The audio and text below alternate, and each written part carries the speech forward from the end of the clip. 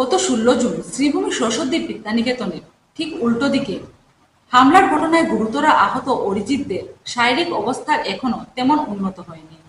বিশেষ করে চোখের অবস্থা এখনো গুরুতর। এ নিয়ে কলকাতায় চিকিৎসা চলছে। তবে এ নিয়ে এখনো কোনো আশার বাণী শোনাতে পারেননি দায়িত্বপ্রাপ্ত চক্ষু বিশেষজ্ঞ।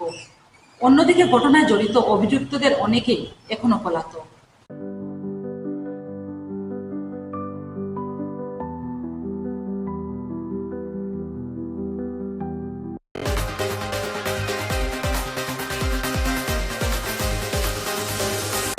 এমকেসিএন রিপোর্টারে আজ এই পর্যন্ত। আবার দেখা হবে একই সময়ে একই চ্যানেলে। নমস্কার।